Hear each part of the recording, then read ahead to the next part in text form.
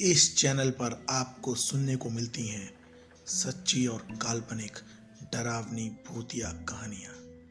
अगर आपको मेरी वीडियोस देखना और सुनना पसंद है तो मेरे इस चैनल को सब्सक्राइब करना ना भूलें। तो चलते हैं आज की कहानी की ओर। आज की कहानी एक ऐसे हॉस्टल की है जिसे आसपास के सभी लोग भूतिया हॉस्टल के नाम से जानते हैं, क्योंकि ये हॉस्टल जिस एरिया में है वहाँ के लोगों ने यहाँ से तरह तरह की डरावनी आवाज़ें सुनी हैं और कुछ लोग तो ऐसा दावा करते हैं कि वहाँ पर उन्होंने आत्माओं को घूमते हुए देखा है।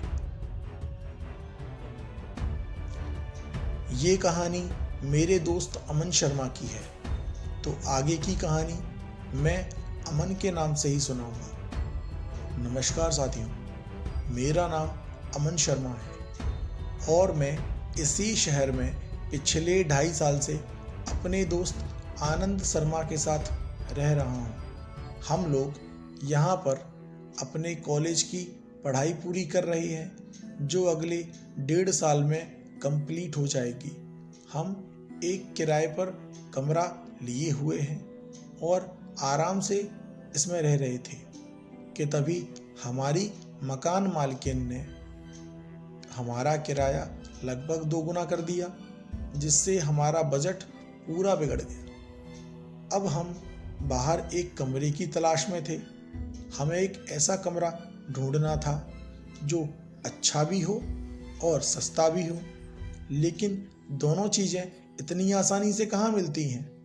अगर कोई कमरा हमें पसंद आ जाता तो उसका रेंट इतना हाई होता कि हमें वो कमरा छोड़ना पड़ता, और कहीं अगर कम किराए में कमरा मिल जाता तो वो कमरा हमको पसंद नहीं आता।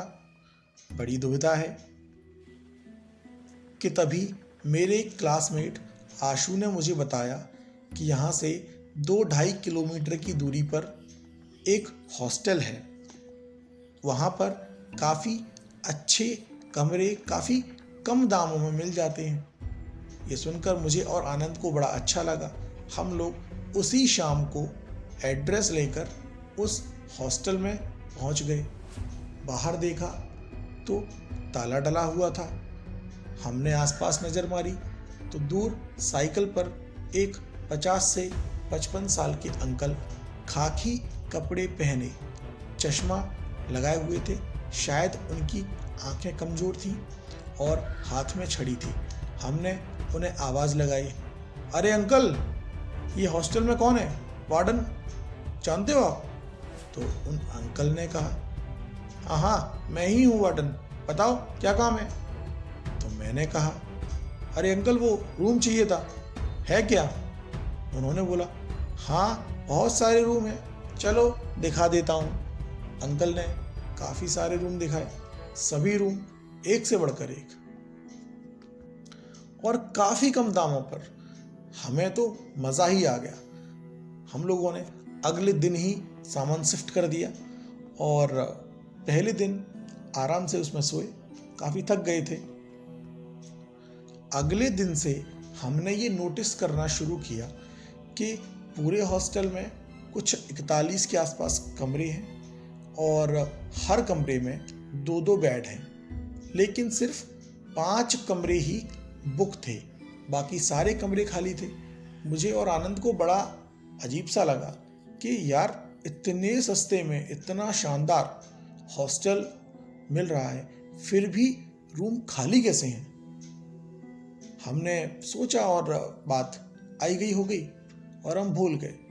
शुरुआत के 10-15 दिन बड़े आराम से गुजरे, सब कुछ ठीक चल रहा था। हॉस्टल में मेरी जिस रो में मेरा कमरा था उस कमरे में केवल एक कमरा बुक था, बाकी सारे कमरे खाली थे। तो उससे बातचीत हो गई थी, वो दोस्त भी बन गया था, सब ठीक चल रहा था। लेकिन असली कहानी शुरू हुई उस दिन जब मेरा दोस्त आनंद अपने गांव जा रहा था। उसके गांव से फ़ोन आया था कि उसकी मम्मी की तबीयत थोड़ी सी ख़राब है तो आनंद को लगा कि उसे जाना चाहिए। तो वो 4-5 दिन के लिए अपने गांव जा रहा था। मैं खुद उसे स्टेशन पर छोड़ के आया। उसकी ट्रेन कुछ 7:45 के आसपास थी। वो चला गया। फिर मैं एक होटल से खाना पैक करा के लाया और कुछ 9:30 के आसपास खाना खा के और मैं अपने कमरे में लेट गया कि तभी किसी ने मेरा दरवाज़ा नॉक किया। मैंने कहा कौन? तो बाहर से कोई आवाज़ नहीं आई।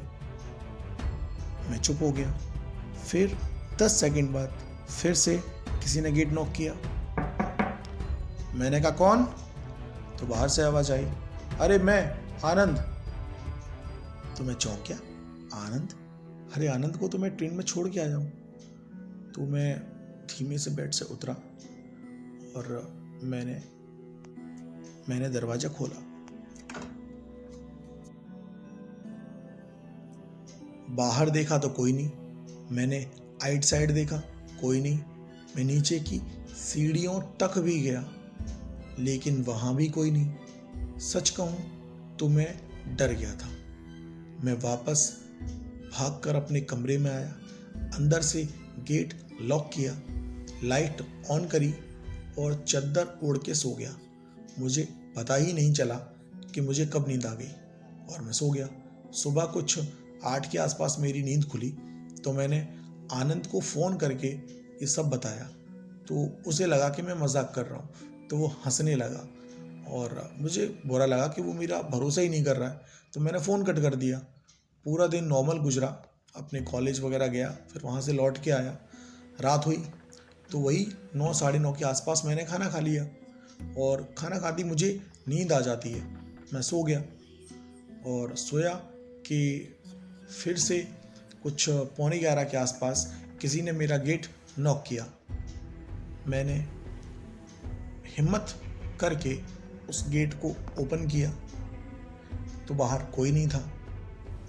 मैंने फिर से गेट लगा ही रहा था कि तभी फिर से आवाज़ आई, अरे गेट खुला रहने दे, मैं ही हूँ। मैंने देखा तो वहाँ आनंद खड़ा हुआ था।